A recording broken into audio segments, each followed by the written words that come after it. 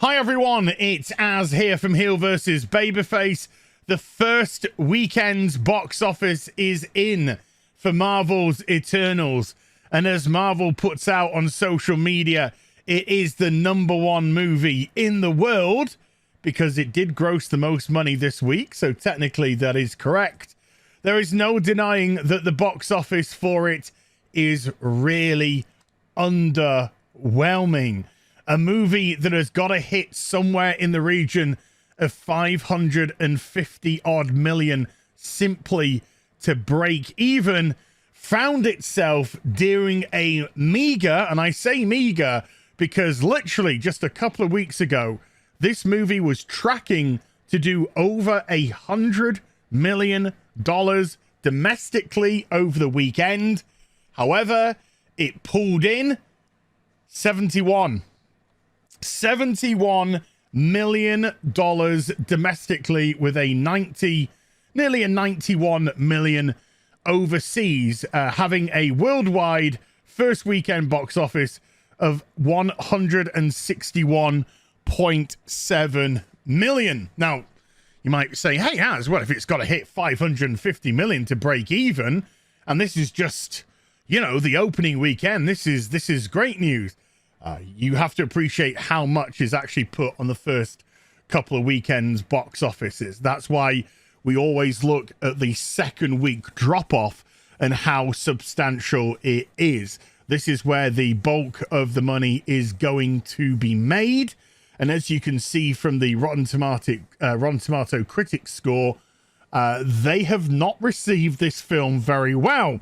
Not that I hold any stock into the critics score, nor do I hold any stock really into the audience score on Rotten Tomatoes. It's just really interesting that the critics that normally just fall over themselves to pander and to praise a movie for its massive amounts of diversity, etc., with this film simply couldn't do it. Why? Having seen it myself, it was boring beyond belief. Check out my review from yesterday. I go into all the ins and outs of it. But going back to what I said, this movie just a couple of weeks ago was tracking to do over $100 million domestically. And even when that started to drop, they thought it would do about 75 million domestically. So it kind of fell a little bit short of that, not by a huge amount, but a little bit short of that as well. I predicted 87 million. So I gave it way too much credit. I thought more people would actually go to the cinema simply because it is a Marvel film. But there is more rough weather ahead for Marvel's Eternals. Why?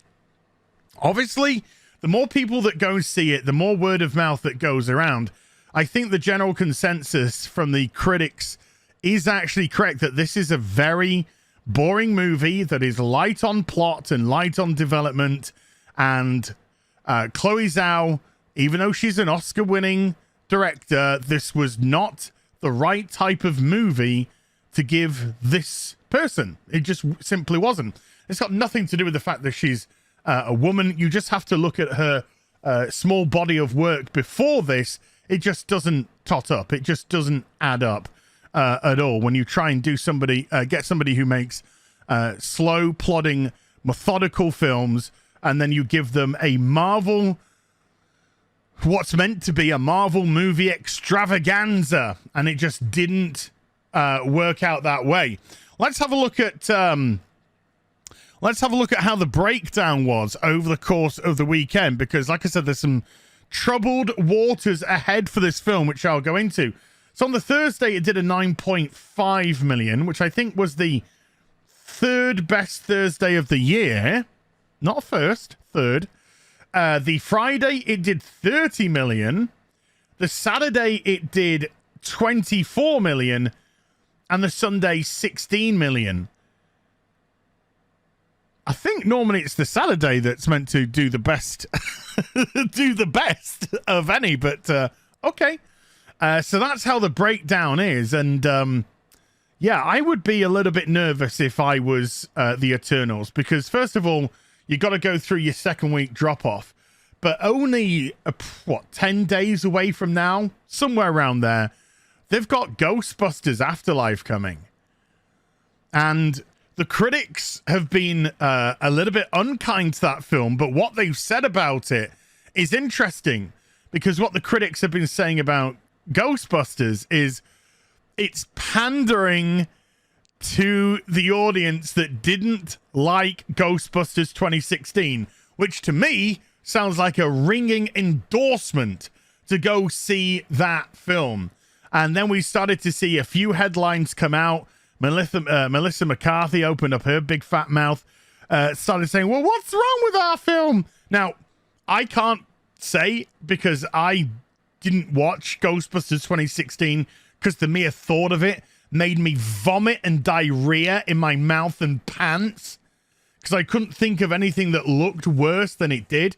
But having seen plenty of videos about it, plenty of reviews about it, the film just looked like an absolute ruddy disaster to me.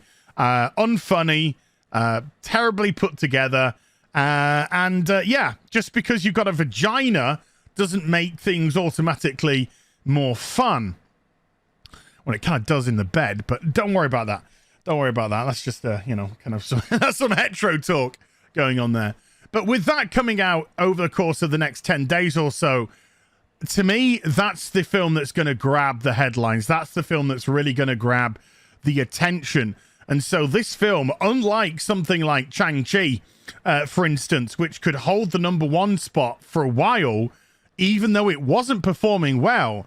And if you don't already know, the worldwide box office for Shang-Chi is about 417 million.